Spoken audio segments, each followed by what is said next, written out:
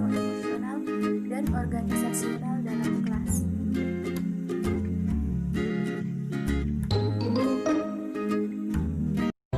A. Sosio-emosional dalam kelas. Sosio-emosional adalah perubahan yang terjadi pada diri setiap individu dalam warna efektif yang menyertai setiap individu. Pada sosio-emosional dalam kelas, suatu kegiatan yang dilakukan yaitu untuk menciptakan suasana sosio-emosional yang positif dalam kelas.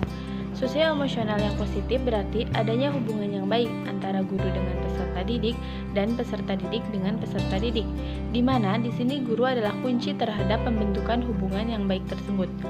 Perannya yaitu menciptakan hubungan pribadi yang sehat. Dalam menciptakan hubungan pribadi yang sehat, guru bertindak secara profesional dalam mendidik, mengajar, membimbing, mengarahkan, melatih, menilai, dan mengevaluasi proses dan hasil peserta didik. Kemudian, guru menjalin hubungan dengan peserta didik yang dilandasi rasa kasih sayang.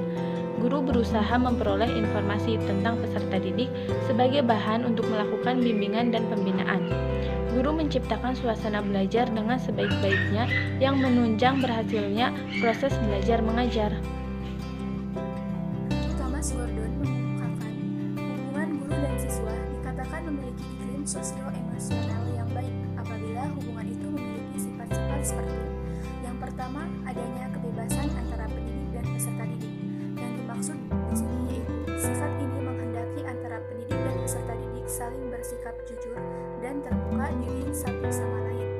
Yang kedua, adanya sikap responsif, yaitu sifat ini menghendaki adanya kepekaan antara pendidik dan peserta didik, terutama dari pihak pendidik. Sikap ini harus ada dalam iklim sosio-emosional, karena interaksi sosial dapat dipastikan akan banyak memunculkan penilaian terhadap individu yang lain. Ketiga, saling ketergantungan antara satu dengan yang lain. Pendekatan sosio-emosional sejatinya memang membentuk sifat rasa saling membutuhkan satu sama lain. Bertolak dari sifat inilah diharapkan akan muncul hubungan yang baik di antara elemen yang terlibat dalam pembelajaran, khususnya keeratan hubungan antara pendidik dan peserta didik.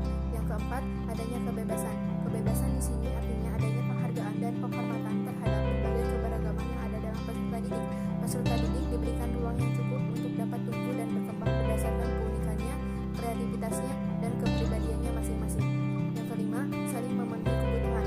Dengan adanya sikap ini, maka hubungan yang terjalin di dalam kelas melalui kegiatan pembelajaran adalah rasa saling melengkapi dan adanya keyakinan bahwa tidak mungkin satu individu dapat memenuhi kebutuhannya sendiri. Dengan demikian akan terbangun keutuhan hubungan dalam pembelajaran di kelas. Selanjutnya bagian B. Kegiatan rutin secara organisasional yang dilakukan di kelas maupun di sekolah. Yang pertama, kegiatan rutin adalah kegiatan yang dilakukan secara reguler dan terus-menerus di sekolah. Tujuannya untuk membiasakan siswa melakukan sesuatu dengan baik. B. Kegiatan spontan adalah kegiatan yang dapat dilakukan tanpa dibatasi oleh waktu, tempat, ruang. Bertujuan memberikan pendidikan secara spontan, terutama dalam membiasakan bersikap sopan, santun, dan sikap terpuji lainnya. C. Kegiatan terprogram adalah kegiatan yang dilakukan secara bertahap, disesuaikan dengan kalender pendidikan atau jadwal yang telah ditetapkan. D. Kegiatan keteladanan adalah kegiatan dalam bentuk perilaku sehari-hari yang dapat dijadikan contoh. Terima kasih.